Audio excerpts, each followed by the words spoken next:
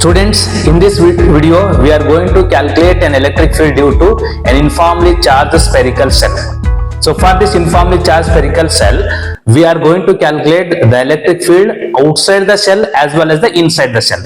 ಅಂದ್ರೆ ಸೆಲ್ ಅಂದ್ರೆ ನಾವು ಹಾಲೋ ಸ್ಪಿಯರ್, ಈ ಹಾಲೋ ಸ್ಪಿಯರ್ ನಿಂದ ಚಾರ್ಜ್ ಮಾಡಿದಾಗ ಈ ಸ್ಪಿಯರ್ ನಿಂದ ಹೊರಗಡೆ ಮತ್ತು ಸ್ಪಿಯರ್ ನ ಒಳಗಡೆ ಎಷ್ಟು ಎಲೆಕ್ಟ್ರಿಕ್ ಫೀಲ್ಡ್ ಆಗುತ್ತೆ ಅಂತ ಕ್ಯಾಲ್ಕುಲೇಟ್ ಮಾಡ್ತಾ ಇದ್ವಿ. ಇದಕ್ಕೆ ನಾವು ಗಾಸ್ ಲಾ ಅನ್ನು ಅಪ್ಲೈ ಮಾಡ್ತಾ ಇದ್ವಿ. ಗಾಸ್ ಲಾ ಅಪ್ಲೈ ಮಾಡ್ಬೇಕಿದ್ದಾಗ ಈ ಶೆಲ್ ಗೆ ನಾವು ಔಟ್ಸೈಡ್ ಪೌಂಡ್ ತಗೊಂಡಾಗ ಗಾಸಿಯನ್ ಸರ್ಫೇಸ್ ಕೂಡ ನಮ್ಗೆ ಸ್ಪಿಯರ್ ಆಗುತ್ತೆ. ಗಾಸಿಯನ್ ಸರ್ಫೇಸ್ ಸ್ಪಿಯರ್ ಅಂದ್ರೆ ಅದು ಕೂಡ ನಮ್ಗೆ ಬಾಲ್ ಇದ್ದಾಗೆ. ದೆನ್ ನೆಕ್ಸ್ಟ್ ಇನ್ಸೈಡ್ ತಗೊಂಡಾಗ ಕೂಡ ನಮ್ಗೆ ಗಾಸಿಯನ್ ಸರ್ಫೇಸ್ ನಮ್ಗೆ ಸ್ಪಿಯರ್ ಆಗುತ್ತೆ. ಇಲ್ಲಿ ಇಂಪಾರ್ಟೆಂಟ್ ನಾವು ಎರಡು ಪಾಯಿಂಟ್ ಇದೆ, ಎರಡು ಡಿಸ್ಕಷನ್ ಇದೆ. ಒಂದು point is outside the cell, ಇನ್ನೊಂದು point is inside the cell. ನಾವು ಒಂದೊಂದಾಗಿ ಡಿಸ್ಕಸ್ ಮಾಡೋಣ. ಫಸ್ಟ್ ನಾವು ಪಾಯಿಂಟ್ ಔಟ್ಸೈಡ್ ದ ಸೆಲ್ ಅಂದಾಗೆ ನಮಗೆ ಇಲ್ಲಿ ಗಾಸಿಯನ್ ಸರ್ಫೇಸ್ ಕನ್ಸ್ಟ್ರಕ್ಟ್ ಮಾಡಬೇಕು ಆಫ್ ರೇಡಿಯಸ್ ಆರ್. ಇಲ್ಲಿ ಕ್ಯಾಪಿಟಲ್ ಆರ್ ಅನ್ನೋದು ರೇಡಿಯಸ್ ಆಫ್ ದ ಸೆಲ್ ಅನ್ನು ತೆಗೆದುಕೊಂಡಿದ್ದೆವು. And small R is what here, it is the radius of Gaussian surface. Radius of Gaussian surface.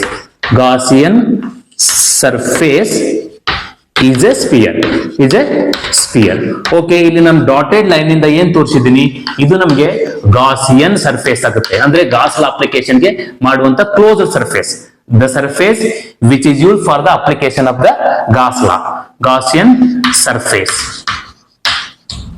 Okay, first ನಾವು ಮೊದಲನೇದಾಗಿ first point ನಲ್ಲಿ discuss ಮಾಡೋಣ. At the point outside the cell, the point is point outside the cell, outside the cell. Okay, point outside the cell ಅಂದ್ರೆ mathematically we can write r must be more than this capital R. ಅಂದ್ರೆ ಈ point ನಮ್ಗೆ radius ಗಿನ ಹೆಚ್ಚಿಗಿದೆ.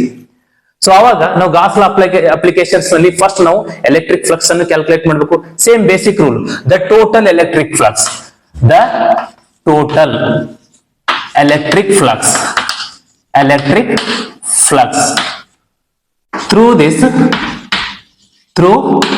the Gaussian surface, through the Gaussian surface. Okay, ಈಗ ನೋಡ್ರಿ Gaussian surface ಆದಾಗ suppose ನಾವು inside ನಮಗೆ charge spear ಇದೆ ಅಂತ ಇಟ್ಕೊಳ್ಳೋಣ. ಇದು ಗಾಸಿಯನ್ ಸರ್ಫೇಸ್ ಇದೆ. ಈ ಗಾಸಿಯನ್ ಸರ್ಫೇಸ್ ಇದ್ದಾಗ ನಮ್ಗೆ ಒಳಗಡೆ ಚಾರ್ಜ್ ಇದ್ದಕ್ಕೋಸ್ಕರ ಎಲ್ಲಾ ಪಾಯಿಂಟ್ ನಲ್ಲಿ ಎಲೆಕ್ಟ್ರಿಕ್ ಫೀಲ್ಡ್ ರೇಡಿಯಲಿ ಔಟ್ವರ್ಡ್ ಆಗುತ್ತೆ. ನೀವು ಯಾವುದೇ ಪಾಯಿಂಟ್ ನಲ್ಲಿ ಕ್ಯಾಲ್ಕುಲೇಟ್ ಮಾಡಿ, electric field is radially outward. And next area vector ತಗೊಂಡಾಗ ಏರಿಯಾ ವೆಕ್ಟರ್ ಕೂಡ ನಮ್ಗೆ ಹೆಂಗಾಗುತ್ತೆ, ಇಲ್ಲಿ ನಾರ್ಮಲ್ ಟು ದ ಸರ್ಫೇಸ್, ಈ ಪಾಯಿಂಟ್ ನಲ್ಲಿ ನಾರ್ಮಲ್, ಈ ಪಾಯಿಂಟ್ ನಲ್ಲಿ ನಾರ್ಮಲ್, ಈ ಪಾಯಿಂಟ್ ನಲ್ಲಿ ನಾರ್ಮಲ್ ಮತ್ತು ಈ ಪಾಯಿಂಟ್ ಎಲ್ಲಾ ಕಡೆ ನಾರ್ಮಲ್ ಆಗುತ್ತೆ. ಒಂದ್ ವೇಳೆ ನೀವು ಎರಡು ಎಲೆಕ್ಟ್ರಿಕ್ ಫೀಲ್ಡ್ ಅಂಡ್ ಏರಿಯಾ ಎರಡು ಕ್ಯಾಲ್ಕುಲೇಟ್ ಮಾಡಿದಾಗ both are along the same direction at every point on the Gaussian surface. ಇಲ್ಲಿ ಕೂಡ ಅಲಾಂಗ್ ದ ಸೇಮ್ ಡೈರೆಕ್ಷನ್, ಈ ಕಡೆ ಕೂಡ ಸೇಮ್ ಡೈರೆಕ್ಷನ್, ಈ ಕಡೆ ಕೂಡ same direction. When electric field and area vector both along the same direction, the angle between them is in 0 degree. ಎರಡರ ಮಧ್ಯೆ ಏನಾಗುತ್ತೆ ನಮಗೆ 0 ಡಿಗ್ರಿ. ಯಾವಾಗ angle 0 ಆಗುತ್ತೆ ಮ್ಯಾಕ್ಸಿಮಮ್ ಫ್ಲಕ್ಸ್ ನಮಗೆ ಔಟ್ ಆಗುತ್ತೆ. ಸೊ ಮ್ಯಾಕ್ಸಿಮಮ್ ಫ್ಲಕ್ಸ್ ಅಂದ್ರೆ ಎಷ್ಟು, the total electric flux. Same ಹಿಂಗೆ electric flux is equal to sigma of electric field into the delta S cos theta. ಇದು basic definition. So here theta is 0 degree at every point. Every point ನಲ್ಲಿ ನಮಗೆ theta ಎಷ್ಟಾಗುತ್ತೆ 0 degree. And here the sigma of delta S, ನಮ್ಗೆ ಯಾವುದೇ spear radius R ಕೊಟ್ಟಾಗ ಇದು complete surface area 4 pi r square. The total complete surface area of this one is 4 pi what is that r square. But remember that don't use the small r. ಇಲ್ಲಿ ನಾವು small r use ಮಾಡಬಹುದು. ನಾವು ಈ surface ನ ಏರಿಯಾವನ್ನು calculate ಮಾಡ್ತೀವಿ, ಅದಕ್ಕೆ ನಾವು capital R ಇದೆ. It is the total surface area of the Gaussian surface. Therefore if you substitute ಮಾಡಿದಾಗ, so this E as it is and sigma of delta S is 4 pi r square. So we call it is equation number 1. ಇದು first equation ಆಗುತ್ತೆ. ಇದು ನಮ್ಗೆ electric flux ಈ Gaussian surface ನಿಂದ total out flux ಎಷ್ಟಾಗುತ್ತೆ ಅಂದ್ರೆ ಇಷ್ಟಾಗುತ್ತೆ. Then just use the Gauss law, using the Gauss law in electrostatics. Gauss law. Okay, the total electric flux is, it is Q by epsilon naught. It is a net charge by epsilon naught. Therefore, total electric flux is E into 4 pi r square equal to Q by epsilon naught. Therefore, the total electric field E is equal to now Q by ಇದು cross multiply ಮಾಡಬೇಕು 4 pi epsilon into r square by vector form ಹಾಕಿದಾಗ ಈ vector into R cap ಅಂತ ಕೂಡ ಹಾಕ್ಬೋದು ನಾವು. So this is the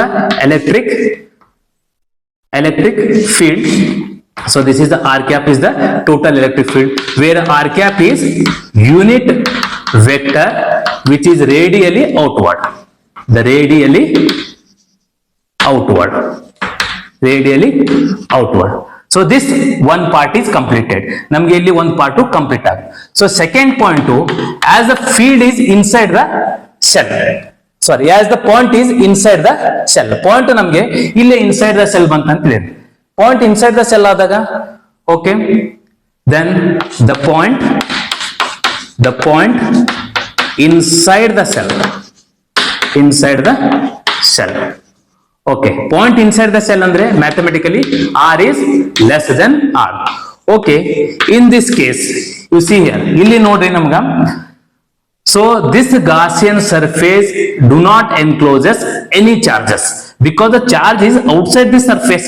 ನಮಗೆ ಈ ಸರ್ಫೇಸ್ ಇದು ಸರ್ಫೇಸ್ ಇದೆ, ಸರ್ಫೇಸ್ ನಿಂದ ಹೊರಗಡೆ ಇದೆ charge.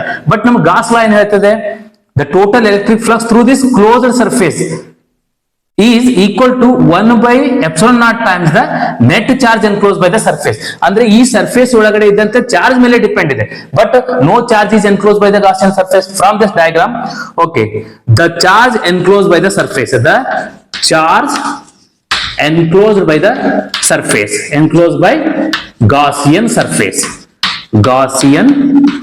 surface. So this Gaussian surface is equal to 0. ಅಂದ್ರೆ ಚಾರ್ಜ್ ಇಲ್ಲ, therefore the electric total flux is equal to the flux out through this surface is equal to 0. Therefore as the flux is 0 means the electric field is also 0, means no electric field is exist inside the cell. ಅಂದ್ರೆ shell ಒಳಗಡೆ electric field ಇರುವುದಿಲ್ಲ, shell ಹೊರಗಡೆ ಮಾತ್ರ electric field ಇದೆ. How it is varies with the distance means as outside the electric field is inversely proportional to square of distance. ಅಂದ್ರೆ ಈ point ಇಂದ ಹೋದಾಗ ಹೆಂಗೆ ಡಿಸ್ಟೆನ್ಸ್ ಇನ್ಕ್ರೀಸ್ ಆಗುತ್ತೆ, that is E is proportional to 1 by r square ಅಂತ ಆಗುತ್ತೆ. But inside ಈ shell ನ ಒಳಗಡೆ ನಮ್ಗೆ 0 ಆಗಿರುತ್ತೆ. ಸೊ ಇಲ್ಲಿ ನೋಡಿ ಎವ್ರಿ ಪಾಯಿಂಟ್ ಮೇಲೆ at every point you can take here. So the area vector and electric field both along the same direction ಇದೆ. ಸೊ ಇಷ್ಟು ನಮಗೆ 5 ಮಾರ್ಕ್ಸ್ ಇಂಪಾರ್ಟೆಂಟ್. ಈ ಪಾಯಿಂಟ್ಸ್ ಅನ್ನು ತಿಳ್ಕೊಂಡು ನೀವು ಚೆನ್ನಾಗಿ ಪ್ರಾಕ್ಟೀಸ್ ಮಾಡಬೇಕು.